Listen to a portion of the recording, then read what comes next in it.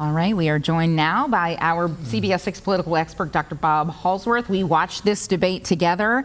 Let's start with the tone of this debate. You know, Julie, I've never seen anything quite like this. Yeah. That you've seen the absolute visceral disdain that Donald Trump clearly has for Joe Biden, Kamala Harris, and what happened in their administration.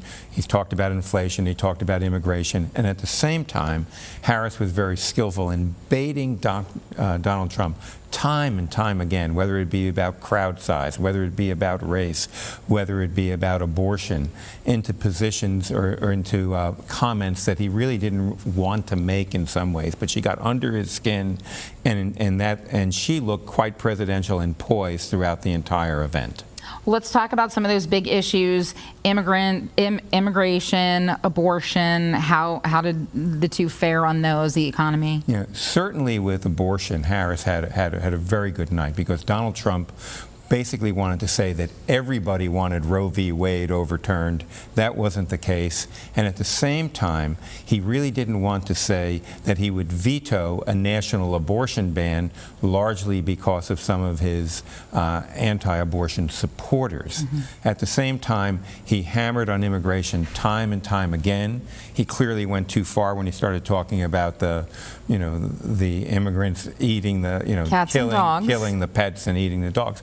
But clearly, this is not an issue that Kamala Harris wanted to talk very much about, other than to suggest that the Biden administration supported a very conservative bill, and Donald Trump killed that bill. So that's how I would look at that issue. The economy, what Trump is trying to do there is basically to blame Harris, Biden for what happened during inflation, and tied Kamala Harris to Joe Biden. Says, Harris is Biden, he said at one time. And what Harris did was to suggest that, we've had some struggles, and she has a plan. And she articulated that plan and claimed time and time again that Donald Trump really had no plan other than to say he'd make it better and he'd restore the past. So do we have a winner? It's often hard to say who won a debate, but what do you think coming out of this? Who helped their case? Who did or didn't? I don't think Donald Trump hurt his case very much, because his supporters are, really in line.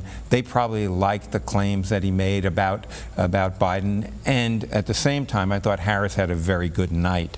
If she had to make the case that she could be president, I think she did a good job of that. And one indication was that many conservative commentators tonight who were watching this debate in real time started criticizing the moderators. Okay. During the first debate against Joe Biden, they loved the moderators because Trump was doing much better. Today, it seemed, if he wasn't doing well, they were going to blame it on the moderators. So by and large, I don't think Trump lost anything tonight.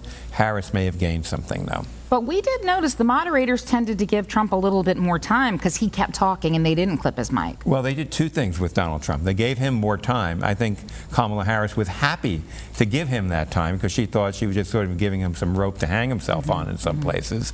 And then secondly, however, what they did do is they fact-checked him more often than they fact-checked Kamala Harris, and that's what annoyed so many of the conservative commentators, in the Twitterverse tonight. All right. Well, thank you, Dr. Bob. It certainly was an interesting night. Let's send it back over to Janine.